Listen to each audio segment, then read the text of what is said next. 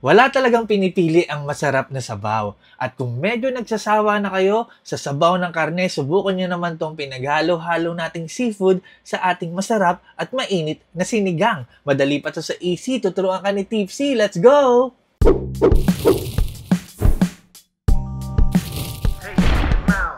Yo, welcome to Pimp Your Food. Alam ko medyo may presyo yung mga seafood ngayon, no? Pero yun nga, kung meron naman budget, di ba? Paminsan-minsan, i-treat mo yung sarili mo at yung pamilya mo ng masarap na seafood sinigang. At ito ang gagawin natin ngayon, ginisang sinigang. So, nag-isa ako dyan ng bawang at ang ating luya. Kung hindi nyo trip, no, kasi seafood to, kaya naglagay ako ng luya at bawang. Kung hindi nyo trip, huwag nyo lagyan ng luya at bawang. At syempre, hindi dyan mawawala ang sibuyas at kamatis. Durugin lang natin yan.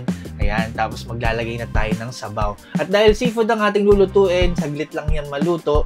So, ang technique ko para talagang malasa yung sabaw, papakuluan ko muna yung tubig sa ating mga aromatics para talagang maging malasa yung aromatics sa ating sabaw. Ayan, mga 10 minuto kong pinakuluan yan at nakita nyo naman yung itsura ng kulay. Lasang-lasa na yan, di ba? At naglagay ako dyan ng shrimp cube at syempre, sinigang powder, kung anong brand, kayo na bahala kung ano yung masarap para sa inyo, kayo ang kakain. Tinimplahan ko yan ng konting patis at ayan na, ready na tayong maglagay ng ating seafood kasi okay na yung ating sabaw. di ba? Ito ang aking ginamit. Ulo ng salmon, isang piraso lang yan, pinahiwa ko at isang gilid ng katawan ng salmon. Tatakpan ko lang yan at hayaan na mag-simmer sa mahinang apoy. Mahinang apoy lang mga boss, no? Para di madurog ang ating isda.